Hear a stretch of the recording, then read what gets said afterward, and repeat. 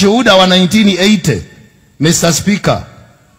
Mr. Speaker, point of order. Protect me from this nonsense, Mr. Speaker. Basi Mr. Speaker, huyo complainant aje aseme tulimrepu. Maana ilikuwa ni 1980. Sasa mkae chini. That means you are the devil. Na itakuuma. Nitahubiri ukiwa haya mambo. Testimony yangu na wao kiniweka kwa bunge. Goja uone nitakuweka. Si ugoje uone. Si umgoje muone. Wait and see.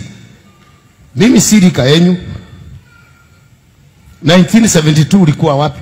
1989 ulikuwa wapi? 1992 nikianza kuhubiri ulikuwa wapi? Leo hii uniambie niandike statement ya ushuhuda wangu.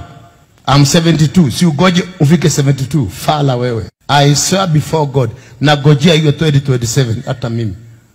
Na if you try me. Siogei nikiwa kwa tumbo la mama. Naongea nikiwa nimetairiwa 1972. Nimemaliza hiyo. Peleka hiyo bunge tena. Mseme nimekuata. Hatuwezi kukosa kuhubiri kwa sababu ya nyinyi. Mind your own parameters. Sasa mimi hamtanifundisha vile nitahubiri. I swear before God, hamtanifundisha vile nitahubiri. Mmenikuta nikiwa kwa hii madhabahu. Nilihubiri kutoka wakati wa Nyayo na nitahubiri. Kama niku attack, try me, you will see the consequences.